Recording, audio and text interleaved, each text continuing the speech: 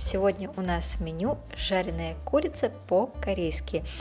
И просто жареная, и с соусом. А готовлю я ее потому, что неделю назад приготовила корейский маринованный редис. И вот по этому поводу мне очень захотелось курочки. Курица у меня около 700 грамм в общей сложности. Вы можете взять целую курицу и порезать ее на части. Главное, чтобы она весила около этого.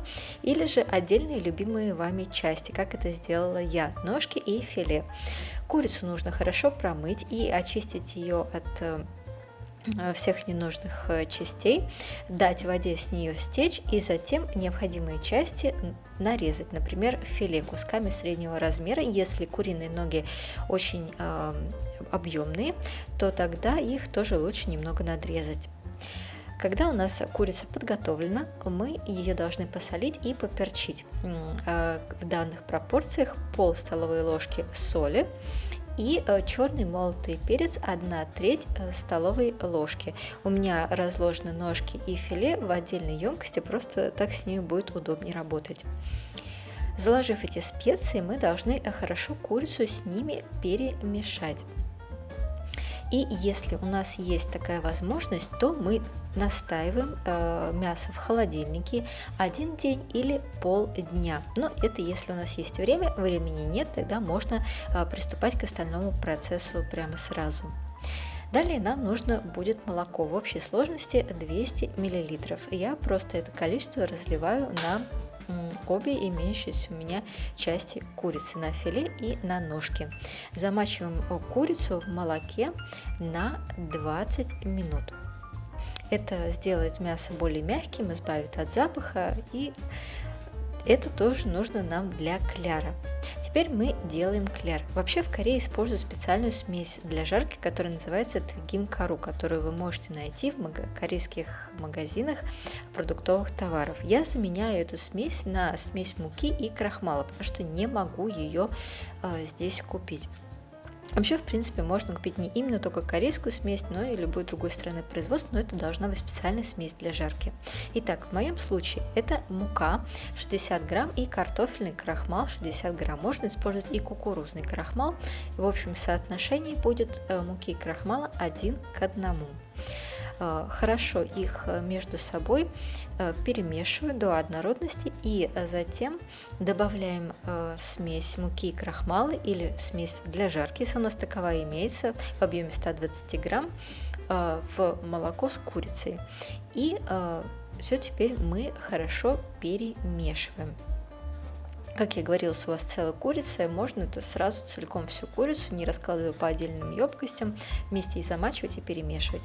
Теперь подготовим смесь для обсыпки. Если у нас смесь для жарки имеется, то 120 грамм этой смеси, если же нет, можно заменить на 60 грамм муки, 60 грамм крахмала. Опять между собой все это хорошо перемешиваем до однородности. Далее нам потребуется пластиковый чистый пакет, в который мы закладываем на дно часть имеющейся у нас смеси для жарки и затем закладываем курицу. Хорошо ее понемногу закладывать и понемногу присыпать, но в принципе это не важно, можно и сразу заложить целиком всю имеющуюся смесь и целиком всю имеющуюся курицу и уже так впоследствии это перемешивать.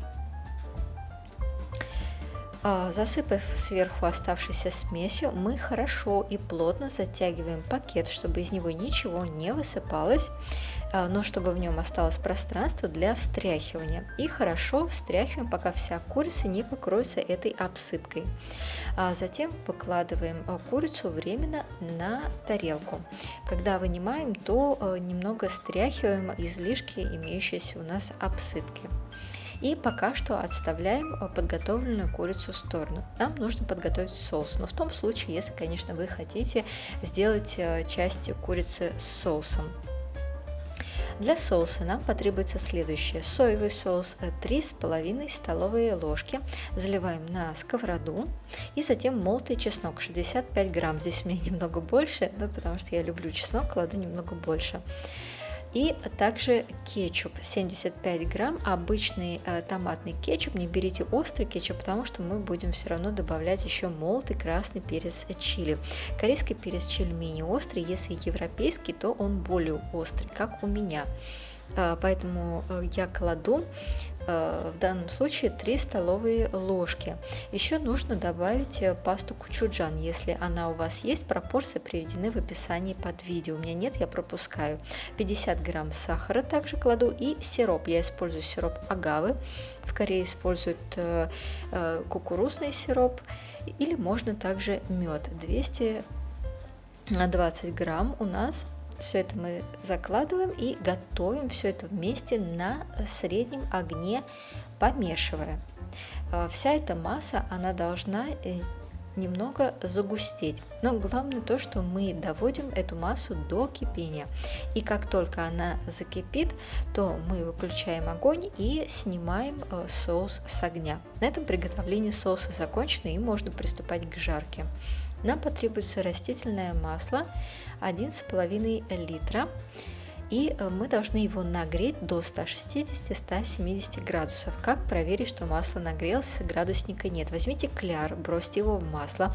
И если на счет 3 или на счет 5, то есть на 1, 2, 3, на 3 секунде он всплывет, то тогда масло достаточно нагрелось, оно не слишком горячее и не слишком не нагретое.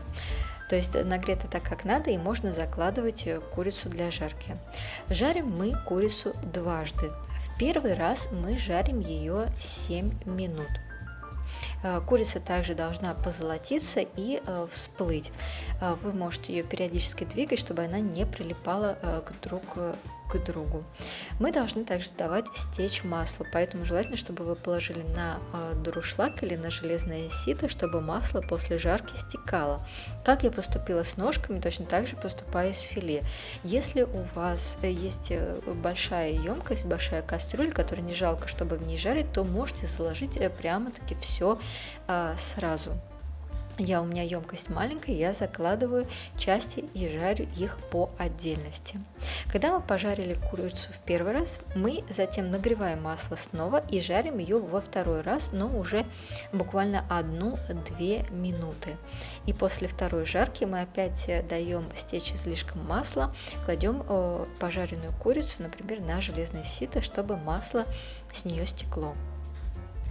Теперь, либо мы едим курицу просто жареную, либо если мы подготовили соус, то половину курицы можно покрыть и съесть с этим острым соусом.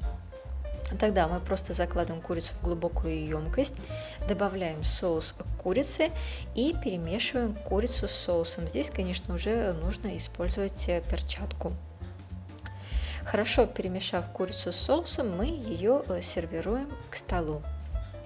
Кладем на тарелки отдельно с соусом, отдельно без соуса. И также можно перед подачей к столу та курица, которая с соусом, посыпать ее кунжутными семенами. Понадобится буквально щепотка. Это обжаренные кунжутные семена.